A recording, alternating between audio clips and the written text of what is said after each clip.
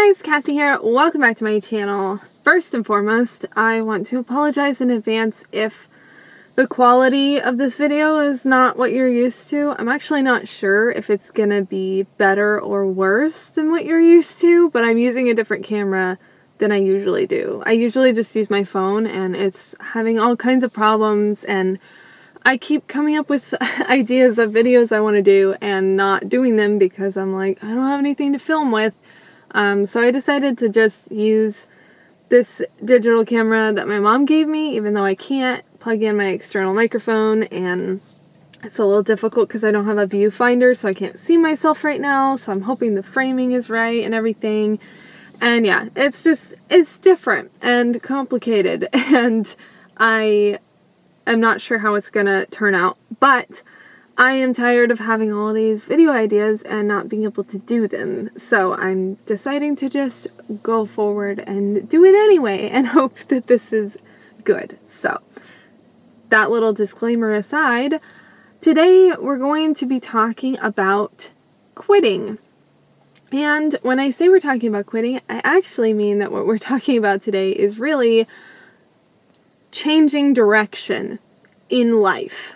And the reason I call that quitting is because it often feels like quitting, at least to me, and I think probably to a lot of other people too. When you have a direction that you're going in life, whether it be like a career or a hobby or a relationship, and then you decide to change that direction, sometimes it feels like you're quitting or you're giving up.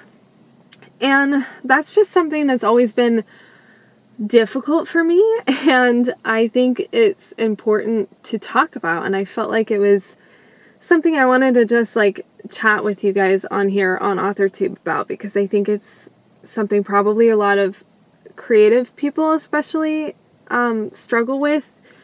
So let's talk about it. So there is a writing related reason that I'm bringing this up. But first, I want to go back and give you an example of another time in my life where I was at a bit of a crossroads of changing direction in a major way that felt like quitting, and that was really difficult for me. So a few years ago, I say a few years ago, it was probably many years ago now at this point, I was in college, and to give you a little background on my life history, I've always been really good in school. I love school. I love learning. I absolutely loved my university. There were several professors there that I, like, still to this day, I'm like, I wish that college was free so I could just go and take classes whenever I want, because I would just do that regularly as like a hobby or an interest. I really loved learning there, and my direction that I was on, the path I was on when I started college, was that I wanted to be a therapist. So I've always been really interested in psychology, and my plan was to get my bachelor's degree in criminal or just regular psychology, and then I was going to be getting my master's degree in marriage and family therapy, and then a PhD in clinical psychology, because for those of you who don't know, if you want to open your own practice as a clinical therapist, you pretty much have to have a PhD. So that was my plan, and I was very excited about that plan, and I had no doubt that I could do that, but things changed. So one of the things that changed, I shouldn't really say that this is like one of the reasons I left school. Spoiler alert, that's where this story is going. But one thing that was changing in my life around this time was that I was getting married. So about 2 years after I started college, so I completed 2 years of college, and then that summer after my second year, I got married. And it was at that time, after doing 2 years of college, that I started to realize, and this is not because of getting married, by the way. I feel like it was maybe wrong to even bring that up. It's just in my head, that's how I like remember the timeline. But I don't want it to sound like I got married and then that's why I decided to change my whole life or something, like my husband made me or something. It was nothing like that at all. About 2 years into school, as I was taking my psychology classes, I just honestly realized that while I am fascinated by psychology and I love psychology, the idea of being a therapist was not a good fit for me. I didn't want to be a therapist anymore. So at that point, I was, at a point where I had to reassess all of my plans, because I don't want to go and get, an MFT and a PhD for no reason. That's obviously a many, many years of my life that I would be spending in school, expensive school. My university was not cheap. We actually had a lot of financial aid because my parents weren't very well off financially, so that was very helpful. So for us, it kind of ended up being cheap, but that's beside the point. The point is, it was a lot of money to spend and a lot of time to spend on something that I wasn't actually sure anymore if I was going to pursue a career in that field. So it was at that point that I realized I needed to reassess all of my plans. And I decided, since I was getting married that summer, this is where the marriage part comes in, that I was going to take the next semester off. That fall semester, I was going to not go back to school yet so that I could have some time to get used to married life and enjoy that for a little bit, and also kind of figure out where I wanted to go. And it was during that semester off that I kind of ended up coming to the conclusion that I didn't think I needed a degree for any of the things that I was wanting to do. The direction I was wanting to go in life didn't actually necessitate a college degree. And so it became a question of, is it really worth the money and all the time and energy put in to get a degree in something that it's not actually going to be related to anything I want to do for a living? Because at the time I was, running my own housekeeping business, which was going really well. I actually don't know if I had started that yet. I think I hadn't quite started that yet, but that was I was enjoying the job I currently had and enjoying my life. And I also knew I wanted to pursue writing at some point. And all of the things, it just kind of all added up that I didn't really need to be going to college. And let me tell you, that was probably, I don't even know if I should say probably, I think that was the hardest decision I've ever made in my life. The decision to stop going to college. And it was 100% just emotional and mental. Emotionally and mentally, it was hard for me to decide to do that, because it felt like I was quitting.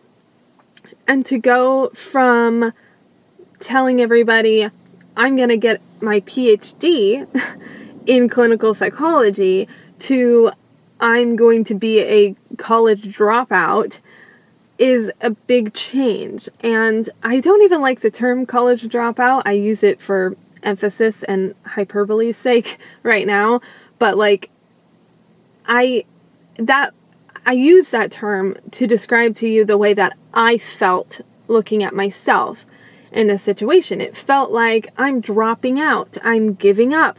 People look down on, being a college dropout is a bad thing. In media and movies and stuff, it's oh, that college dropout or high school dropout.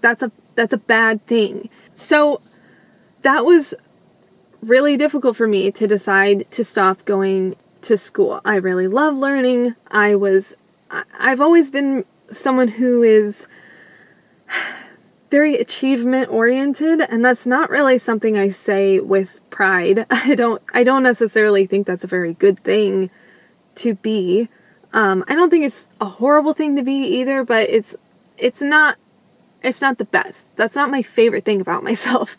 I wish that I was a little bit less achievement oriented, and that I didn't so often feel like I needed to be achieving something in order to be doing something worthwhile with my life or to be worthy or whatever. I don't think that's, I think that can very easily get unhealthy. And I've had a balance in my life between being a healthy achiever and an unhealthy achiever. It's, a push and pull kind of thing. But at this time in my life, when I was deciding to not go back to school, it was digging at that unhealthy achiever part of me, that part of me that feels like I set a goal and I told everybody that I had this goal, and now I'm gonna say, never mind, I'm not doing that anymore. I'm quitting, I'm giving up. And especially being that it was a goal that is a fairly difficult goal and like a prestigious, there's some, obviously, there is a little bit of, what's the word? Like, it gives you a certain feeling to get to say that you're a doctor, right? And that was the feeling I was going to have someday. And that was an achievement that I was really excited about accomplishing. And going from that to now, not only am I not going to have that, but I'm going to not even finish my bachelor's degree. That's a big change. And the reason I want to talk about this is because I learned and grew so much through that experience, and not in a fun way, in a way that it really put up a mirror to show me all of the things about myself that I didn't really like the fact that I was so focused on achievements, and that I guess it definitely showed me the fact that I care too much about what other people think of me as well, because, I knew that my reasons for not continuing school were very, very reasonable and very wise, honestly, financially and as far as time investment. It just really didn't make sense. And I knew that my reason for not continuing school wasn't because it was too hard and I was lazy and didn't want to do it anymore or something. So it kind of, all of these emotions of this being so hard for me to agree with my own brain in saying, you really probably shouldn't be going back to school, it brought out a mirror, like I said, to show me, why do you care so much if some random person, like a distant relative or a friend of yours or someone from high school or whatever, why do you care if they think that you dropped out of college because you were lazy and it was too hard for you? And, oh, look at her, she had all these lofty goals and then she didn't achieve them because obviously that was too lofty and she shouldn't have even tried to do that, and she's a failure or whatever. Why do you care so much about what they think when you know that that's not the reality of what happened? That was a question I had to ask myself, and it was not a very fun question to answer. And that is something that I still struggle with, is caring too much about what other people think. Especially strangers, which is weird, or not necessarily strangers, but people that I'm not even that close to, because the people I am very close to, I understand when people care very deeply about what their parents think of them or something. If you have a parent who is always criticizing you, I get how that can be really hurtful. But my close family, my close family and friends, they all know me so well and they're all so supportive. And I'm never worried about what they think of me. I'm only worried about what some distant cousin thinks of me, or some person watching this video thinks of me. And that's very silly and something that I'm always working on. So anyway, that being said, that was a growing experience for me, and it was a time in my life where I was at a crossroads and I had to make a big change in the plans that I had. I had a path I was going down and I had all my plans for what I was going to do. And then I realized I don't think this is the right path anymore. I think I need to go this way. And that felt like quitting and giving up. And the reason I bring all this up is because I'm at that crossroads again, and I have been for a while in this past year, and I think I'm finally kind of willing to see and to make the commitment to change paths and to go that other direction, and to acknowledge that it feels like quitting, but also to acknowledge that it's not actually quitting, it's just changing direction.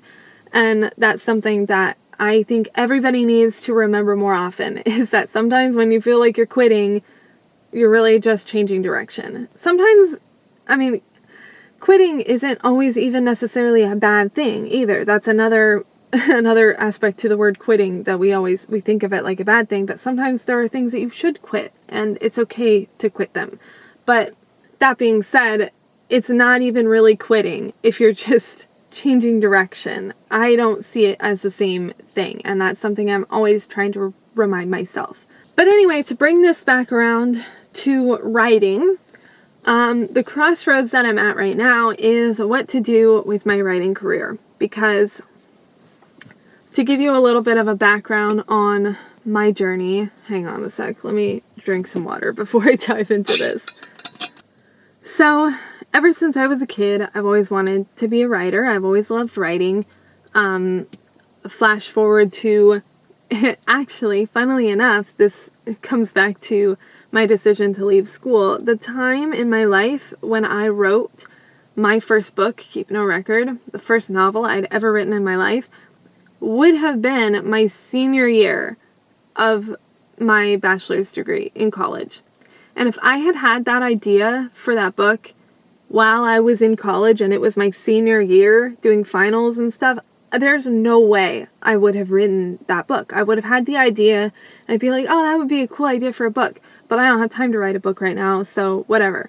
And that book wouldn't exist. And because that book wouldn't exist, Broken Together wouldn't exist either, because they're companion novels. And the whole reason I wrote the Greenwood trilogy was kind of because of Broken Together. So none of the books I have written at this point in my life would exist. I truly don't think that any of them would exist if I had continued in school. And that was a lifelong dream of mine, to be an author and to write a novel. That was a dream of mine, and I did that in part because I made the decision to change directions and not go back to school. So that's kind of a cool, tangible little confirmation that that was the right choice for me. But anyway, I wrote my first book, Keep No Record, because it was a story I really wanted to write. And I had in the back of my mind, oh, it'd be so cool if I could be a career author. If I could write for a living, that would be awesome. That's been a dream of mine since I was a kid. Obviously, I would love to do that.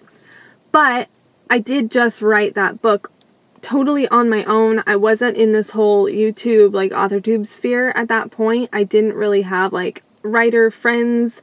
I wasn't really listening to, writing advice. Really, I had learned a lot about writing because it was something I was interested in, but when I was writing this book, it was really just I was going with my gut and writing what I wanted to write.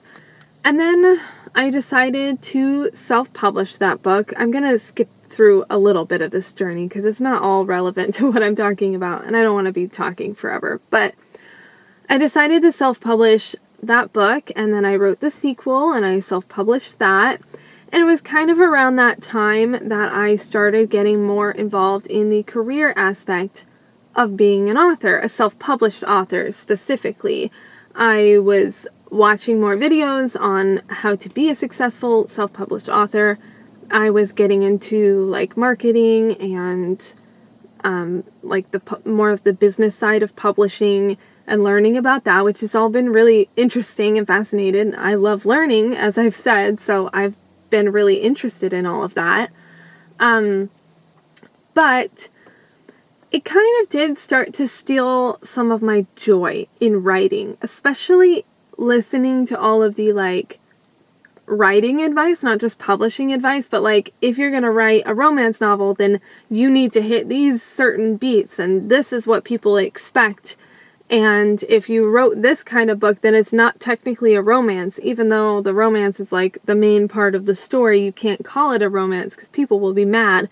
And, you know, all of these different things, different pieces of writing advice started to steal my joy of writing a little bit. And that's actually why I wrote my Greenwood trilogy, because when I was writing Broken Together, it was starting to get really difficult and I was losing my joy for writing and I was getting too caught up in all the rules and like overwhelmed by the business side of things. And so I decided to start writing something that was just for me, that I was never going to show to anybody. And it was a Smallville fanfiction. I wanted to write a Lexana Smallville fanfiction because we had been watching Smallville recently at that time and I really liked Lex and Lana and I wanted them to be together and I wanted Lex to be the good guy and be redeemed. Obviously that's not where the story was headed with Smallville, but I wanted to write fan fiction about it that I wasn't planning to even put up online or anything. I was just writing it for myself. And that story, that fan fiction, is what evolved into my Greenwood trilogy. That's a little aside for you on how Greenwood came about. But writing that fan fiction and that story for myself kind of re-sparked my joy for writing, and it helped me to finish writing Broken Together, which I'm really, really pleased with because Broken Together is probably one of my favorite books I've written. I really like the romance in that story between Jacob and Jenna. It's hard to say because I love Ari and Charlotte too, but like Jacob and Jenna are probably my favorite couple I've ever written. They have a soft spot in my heart and I really love them. So I'm so glad I was able to finish that book strong and be really happy with it. Because I took some time aside to like get back into the zone of just writing what I feel instead of thinking about the rules all the time. So fast forward a little bit, I wrote my Greenwood trilogy. All those books are out now. You can check them out if you want. I've gone wide now instead of publishing through KU. So if you read books on platforms other than Amazon, my books are available on multiple platforms now, which I actually want to make a video also about why I decided to go wide instead of being in KU, because there is a really interesting, crazy story to that whole thing, but that's a whole other topic. So I wrote my Greenwood trilogy, and I wrote Keep No Record and Broken Together, and I had other plans for what I wanted to write next. I was trying to come up with some good series ideas because I had been hearing that series work really well, especially in romance on KU. Writing in series is the way that a lot of indie authors make their money, and I wanted to be one of those people. I wanted to be an indie author who can make money just writing, not one of those authors who's like, yeah, they're an author, but they also are like, you know, a teacher online and they make YouTube videos and make money through that, and they, you know, have all these alternate streams of revenue that really they're not actually making a full-time income off of their writing. I didn't want that. I knew at this point in my journey, I had realized that I wanted to find a way to just make money through writing alone. So I was studying other people in the indie author sphere, especially the indie romance sphere, who are very successful in just writing and making money through writing, which if you want to do that, by the way, if you're interested in following indie authors of romance who have had success, you should definitely go join the Writing Gals community on Facebook. They are fantastic, and I highly recommend joining their group. But anyway, I had written my 5 books, and this was kind of at the beginning of 2021 is where we're at now in the timeline. And I was trying to decide what to do next. I have like a bunch of different ideas for what to do next, and I was kind of like wrestling with which one's going to be the most marketable. Should I have some ideas for another Greenwood book, kind of a spin-off about Bryce that might be fun. I also have 2 more ideas for my Redemption series that would come after Keep No Record and Broken Together, but those are not going to be marketable. I know that for sure. And so I kind of was like, okay, it's probably wiser to like start writing something new that's easier to market.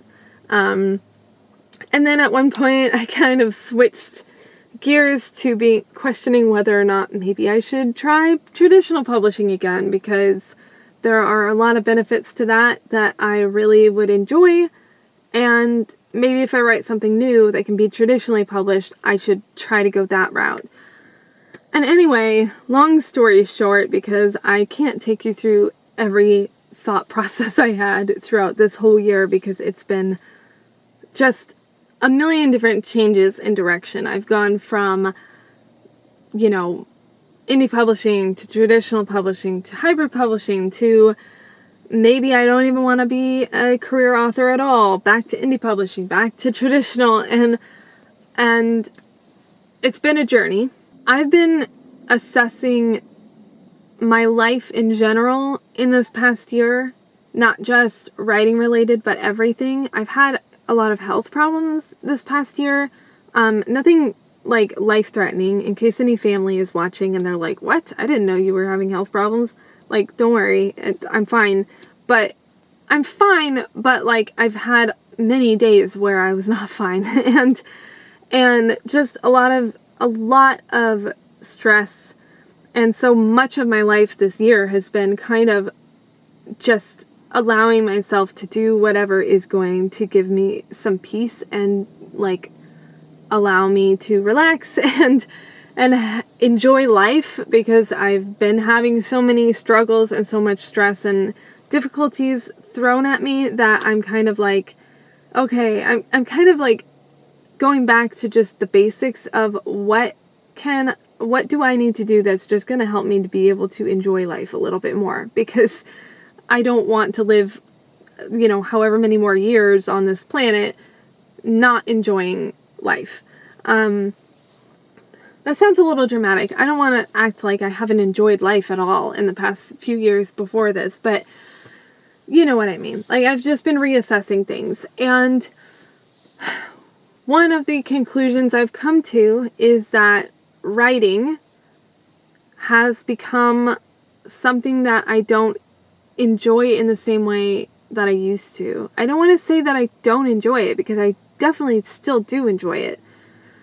But trying to make it my career has changed things, obviously. I mean, that's gonna change things. And I've actually always said that I didn't really...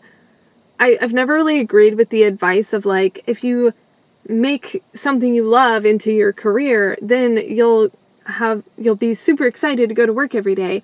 Like, in my experience, it's kind of been the opposite of like, if you make something you love into your career, then it's just going to make you not love that thing anymore, So basically, I've come to the conclusion that for me, I feel like trying to make writing into my career has taken away a lot of my joy in writing. Not just because I'm making it my job, but because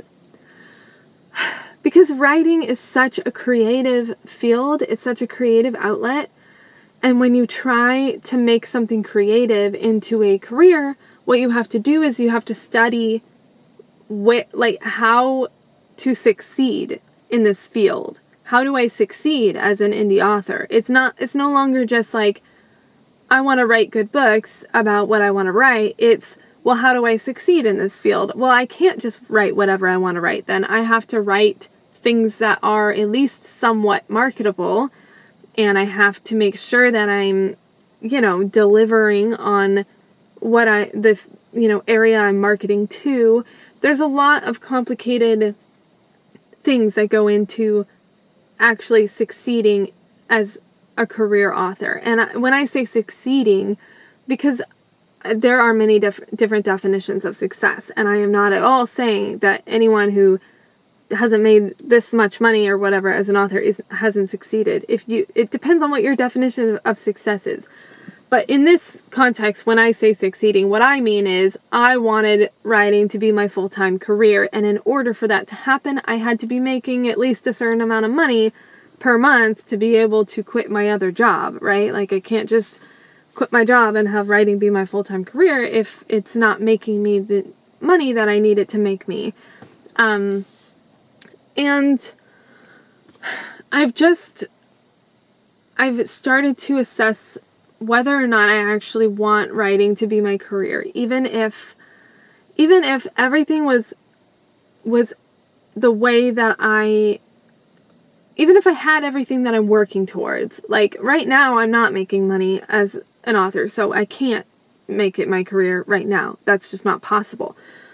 But even if I got to the point where I was making a certain amount of money and I was like living life as a career author, would that make me happy? Would I enjoy that? And for a long time, the answer to that was yes. I think I would really enjoy it. And it kind of seems to be shifting a little bit into the answer to that question being no, I don't think I would. Because writing is, like I said, a very creative outlet. A lot of my ideas that I'm really excited to write are not marketable at all. Like, at all. They're just so far from anything that people would recommend trying to sell. And so I'm finding myself putting some of those ideas aside and focusing on the ones that are more marketable, which I like those ideas too. But when it comes to creative things, it's like some days you just don't feel like writing this thing over here. And you're like, I kind of want to write this. But when you're trying to make this your career, it's like, I know you want to write that, but you need to finish this because this is the thing that you're going to be able to sell to make money so that you can make this your career. And it's just a really difficult balance with creative fields and making money and making them your job. And I've kind of come to the conclusion that I need to change my path. My path was, for the last few years, my path has been trying to make writing my career, either through indie publishing or hybrid publishing or traditional. I wasn't really decided on that totally yet, but I knew that I wanted to be a career author. I wanted to be able to leave my housekeeping job and just write for a living. And now I am seeing that that's not the path I want to take anymore. I want to take this path over here. And right now, what this path looks like is keeping my current job for now. I don't have any other plans, and I do like my job in a lot of ways. I like cleaning houses. I love cleaning. I'm like a very organized person. I actually get a little bit sad sometimes when my house is really clean and I'm like sometimes itching to clean something and I don't have anything to clean, and I'm like, man, I kind of wish I could go to work right now because I want to clean somebody's house, but it's like 8 o'clock at night and it's not time to clean somebody's house. Anyway, I like cleaning is the point. I also have very flexible hours. My husband and I work together, which is awesome. We get to spend every day, all day together, all the time. To some people that might not be awesome, but for us, it's awesome. We love it so much. We get home from work most days. Well, first of all, we only work 4 days a week. And on those days, we generally get home usually around 3, sometimes even earlier. And that is enough for us to make a decent amount of money to live on. And I can't really ask for anything better than that from a job. We're very, very blessed in this business that I've created. And we're our own bosses, and it's just, there's so many good things about the job we have. And I just started to ask myself the question of, would you, picture your life as a career author. If you could quit your job and you could be an indie author and write all day, all the time for a living, picture your happiness level on that path. And now think of this other path. And this other path looks like you're still a housekeeper. That's what you do for a living. And you can write books if you want to, or you could not write books if you don't want to. And if you have some other hobby that comes up that is more fun at the moment and that you would rather do that, you don't have to feel pressure to like finish this book because you told a bunch of people that that this book is gonna come out on a certain date or whatever. Or if you're writing a book and then you get another idea and you want to start writing that instead, then it's like, who cares? Nobody even knows that this book exists. So it's not like anybody's waiting for it and they're going to be upset that you haven't finished it yet. You can kind of just go with the flow and write whenever and whatever you want to write, but it's not going to make you any money at all. Like, I say it that way because sure, people might buy my books, but like it's spare change. It's not like a career money by any means. It's not even like part-time career money. Nowhere close to that. I mean, last month I made almost $9, and that was like the best month I've had in a long time. So to give you some perspective on how much money I've made as a writer, it's not a lot. So I started to picture that path and ask myself, would you be happier on that path? And right now the answer is absolutely 100% yes. I would definitely be happier on that path. It would be a lot less stress. I would enjoy writing more because I could have more freedom with it. And even though there's nobody out there who is actually making you follow these rules, when you're in this world of always listening to the rules and trying to learn and trying to make sure your stuff is marketable and trying to make money, everything changes. Everything changes when you start to try to make money, because it's no longer about what you want to do. It's what's going to make money. And that might sound a little, some people might think if you're a reader and you haven't been in this world of authoring, then you might think like, oh, that sounds kind of like disingenuous or whatever. It's really not. I mean, authors are still writing the stories that they're still writing stories that they believe in and they care about, but they just also are thinking, maybe I don't put this in there because I don't think that really fits the genre. It's like maybe they have an idea that they're excited about, but they're like, I don't think that really works for this story. It's gonna make it less marketable. I won't do that. It's not disingenuous, but I don't think it's for me. I just don't. I think I want to bring writing back to a place of being a hobby and something that I do for fun because I enjoy it. And if people read my books, I mean, I would love that. As money aside, like I would just love for more people to read my books. I would love that even if my books were free.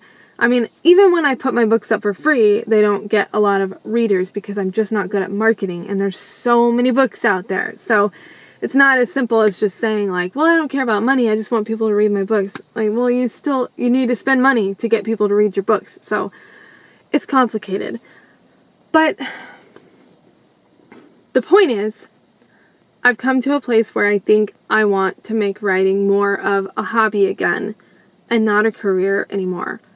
And when I came to that decision, I kind of had those familiar feelings that I had back when I left college of, you're quitting, you're giving up. Like, you said you were going to do this thing, and now because, like, oh, you wanted to be a career author, but you didn't do that. You didn't accomplish that, so you're just giving up because it was too hard, or like people will see that and be like, oh yeah, well of course you didn't accomplish that because it's 1 in a million. Like, why did you even think that you could be an author? And like, of course you failed. And you know, all of these things, all of these thoughts and worries about what other people will think and what I think of myself. It's not just about what other people think. It's that I have these same feelings and thoughts that I know are not accurate and not true, but it's a hurdle to overcome when you are a bit of a perfectionist and an achiever.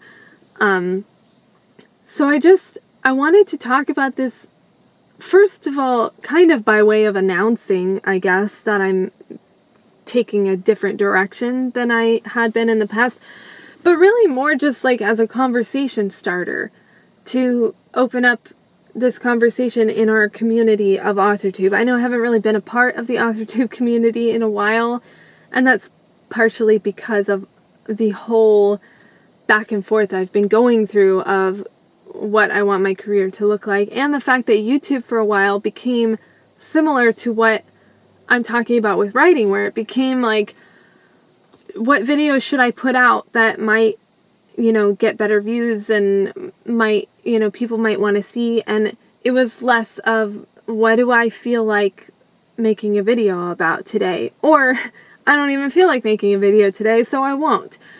And for the past however long since the last video I made on here, the answer has just been, I don't really feel like making a video, so I'm not going to. But lately I've been feeling like it again, so I'm going to again. And that is the same kind of energy I want to bring back to my writing hobby. That energy of, I kind of feel like writing, so I will. Or I don't feel like writing, so I won't. And I won't feel bad about it. Because that's the thing, is there have been plenty of days this past year that I haven't written anything, like most of the year. But I feel bad about it all the time.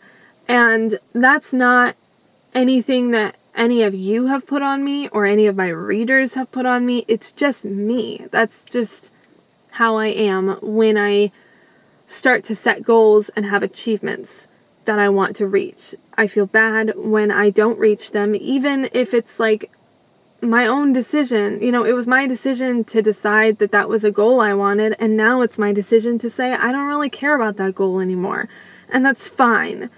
So yeah, this was a little bit of a rambly video, and I've been talking for like 40 minutes now, I think, at this point, and my voice is tired of talking, so I'm gonna be wrapping it up. But I just felt like I was thinking about this a lot, this idea of quitting and changing direction, and why that's so hard to do for some people, and why it comes with so much like pressure and guilt that is not necessary at all, because nobody is putting that on my shoulders except myself.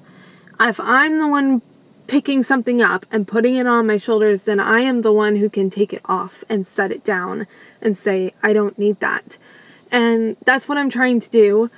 That's what I'm always trying to do. And I just wanted to chat about it, because I'm sure I'm not the only person in the world. I'm sure I'm not the only person in the author world who feels this way sometimes. And I thought it would be an interesting conversation. So please make it a conversation. Please, if you watched this far, like, let me know in the comments if you've ever felt this way. I hope that it's been encouraging for somebody out there if you're in the position where you're trying to make a decision to change and you're just struggling, not because it's not a good decision to change, but just because you like feel bad about changing. I hope that this has lifted that weight off of you, and that you don't have to feel bad about it anymore. As long as the decision you're making is wise and good, and there's nothing morally wrong, like, you have the permission, I give you permission to make that change and not feel bad about it just because you don't want to be a quitter. It's okay.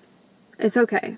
So yeah, that is gonna be it for this video. Like I said, I have actually kind of a lot of video ideas right now that I'd like to do that are more like this, kind of, where I'm not really gonna make a big deal of it, because again, that's what I want YouTube to be. Just like I want my writing to be more of like, I want to write a book about this, so I'm going to, and I don't care if it's like professionally perfect, or if everything's genre specific, or I've hit the right beats, or it's marketable and people are gonna want to read it.